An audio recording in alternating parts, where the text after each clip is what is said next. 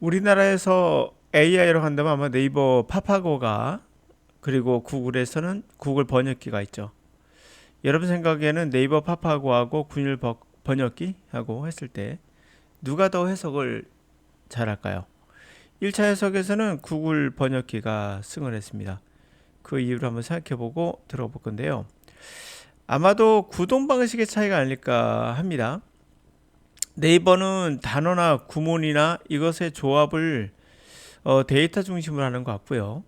구글 번역기는 AI는 인간이 사용하는 언어의 관계 중심이 아닐까 생각해 봅니다.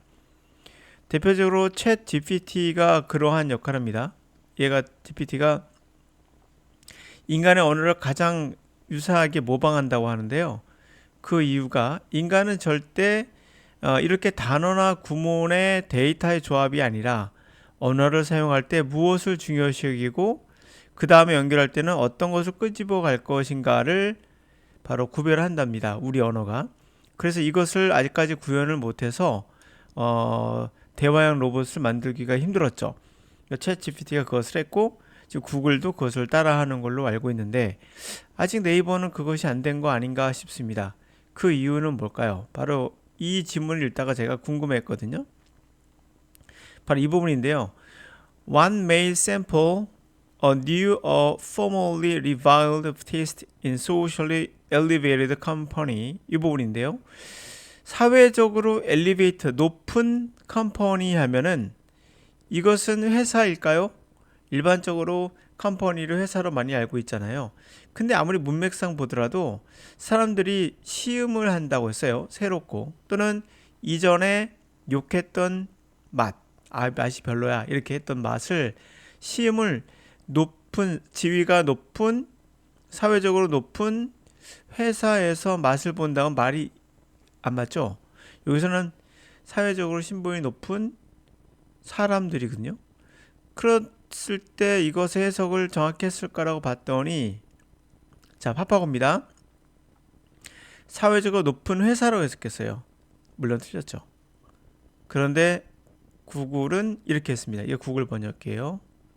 구글 번역기는 사회적으로 높은 지위에 있는 사람들과 함께 새로운 맛이나 이전에 욕을 먹었던 맛을 맛보고 그 경험이 혼자 먹었을 때보다 더 매력적이라고 느낄 수 있었다.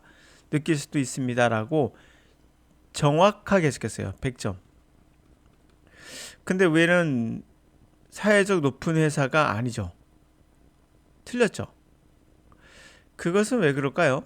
제가 생각해 보기에는 한국형 영어 강의의 특징이 구문 독해나 구조 분석, 단어 암기를 해서 조합을 하죠.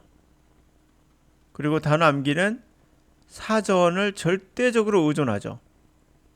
그러다 보니까 이렇게 문맥에 맞지도 않는 말이 나올 수 있는 거거든요. 이걸 누가 틀리다고 할 수 있을까요? 사전에 나오는 그 뜻을 그대로 적었고요. 구문 분석 그대로 잘했습니다. 네, 구문 분석 한 거예요, 분명. 근데 이 구글의 인간형 영어는 관계 중심인 것 같아요. 사전에 도움을 받되 의존하지는 말라. 제가 항상 말하는 거죠. 구문 독해나 끊어읽기나 청크 독해 같은 이러한 분석형, 이거 분석이라고 하죠. 이러한 분석하는 영어는 어떤 경우도 발전이 없습니다.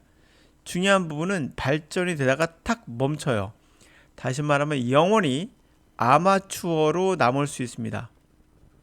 결국 아마추어가 되는 것과 그리고 인간이 되는 것은 관계 중심이냐 아니면 이러한 구조 분석 같은 분석이냐의 뜻이에요. 저번에도 말씀드렸지만은 데이터를 분석하는 것이 아닙니다. 인간의 언어는 데이터 분석이 아니라 이 문장 안에서의 관계 중심을 보는 거예요. 그러므로 파파고는 사회적 높은 회사라고 데이터로 본 거고요. 여기서는 사회적으로 높은 지위에 있는 사람들과 함께 맛있는 이렇게 나왔을 때는 관계로 본 거죠. 단어와의 관계, 문장과의 관계를 구별하는 구글 번역기는 역시 훌륭했다.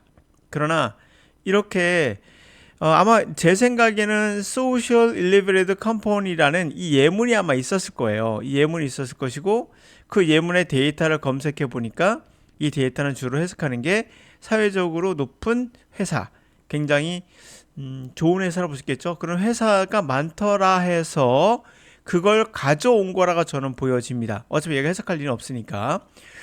그러나 구글의 번역기는 그것이 아니라 가져오되 야, 문맥상 이 맛이란 단어와 경험이란 단어, 매력적이란 단어, 또 먹는다 말라거든요. 혼자서 먹는다. 그런 걸 봤을 때 이거는 회사가 아닌데? 라고 판단했다고 봐요. 역시 관계 중심으로 보고 사전을 또 의존하지만 절대적으로 의존하지 않는다는 것을 알 수가 있겠죠. 이걸 통해서 우리가 어떻게 영어를 공부했는지를 알 수가 있어요. 자, 한번 정리해 보겠습니다. 여기 있는 문장은 다음 시간에 제가 해석해 드리고요. 이 부분이 너무나 중요했길래 제가 이것을 따로 편집해서 올리고 있는 겁니다. 1차 해석에서 구글이 승리한 이유는 여러분이 가야 할 방향을 보여주고 있는 거예요. 영어는 어떻게 공부해야 된다? 이렇게 데이터 분석이 아니라 바로 관계 중심. 이거 우린 다른 말로 문맥이라고 하죠. 문맥이란 말은 너무나 1차원적으로 보여서 제가 말을 바꿨습니다. 관계 중심이라고. 문맥이란 말은 틀린 말은 아닌데 너무나 복합적으로 보이지가 않아요. 사실 영어는 복합적이고 3차원적인 구조로 되어 있거든요. 이 3차원적 구조로서 제가 관계 중심으로 말을 바꾸겠습니다. 단순한 문맥만이 맞아도 틀린 말은 분명 아닙니다. 맞는 말인데 관계 중심이라는 거죠. 언어라는 것 자체가.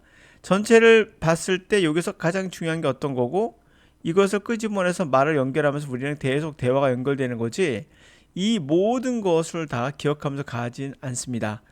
그것을 구글 번역기는 정확히 잘 했고요. 네이버는 잘못했습니다. 그럼 여러분들은 어떻게 해야 된다고요? 구문 독해나 단어 암기 이런 걸로 영어를 정복하겠다는 생각은 잘못된 거다. 구글 번역기처럼 관계 중심의 언어를 해야 된다. 오늘 여기까지.